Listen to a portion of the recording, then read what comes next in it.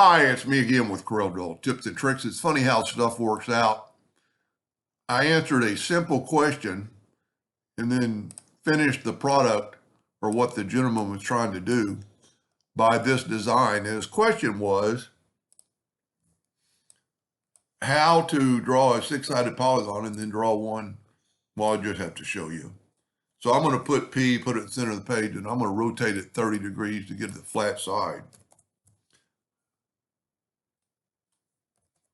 His question was how he can make another polygon that'll fit from here to here. And he was going to try using the parallel dimension tool and so on, but you can't really measure a polygon because this is the longest point.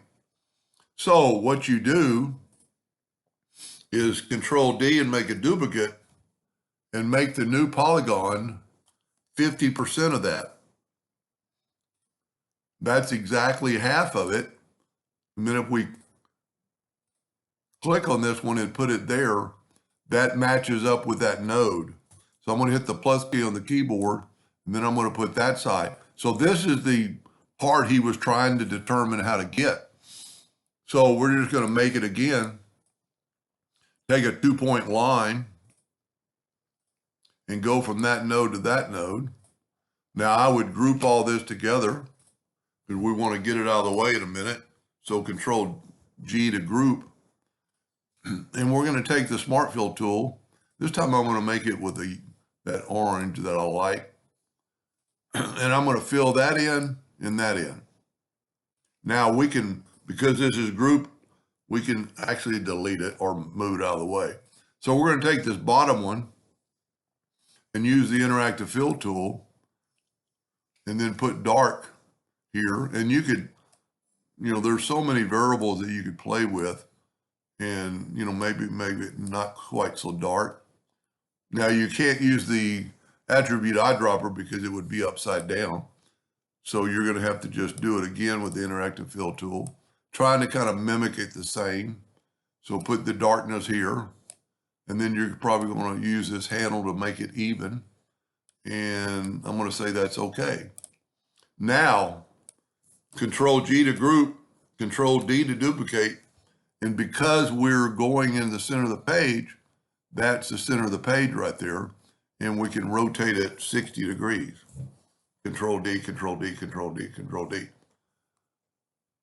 Now, there's already kind of like a line there that you can just barely see. So let's just do them all, select it all and right-click white and give it that look. Now what we're going to do is Control G to group.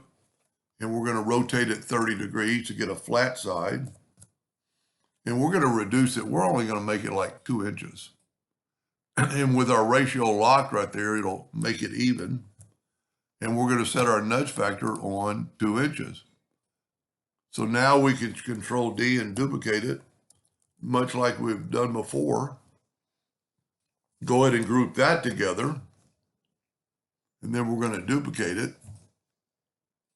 Control D, and just take that top node and put it, it should snap to if you have snap to object on. Now you've got, it's kind of going at an angle. If you could go Control D now, it would keep going at that angle. So we're going to Control G, Control D to duplicate it, and then we're just going to come straight down. And this is something that could be done. I don't have that. I need to be right there on that node. And then we could Control D again as many times as you wanted. And you have that.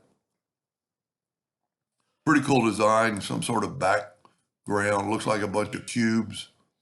And you could play around with the interactive fill tool and make it any shade or anything you wanted to with it.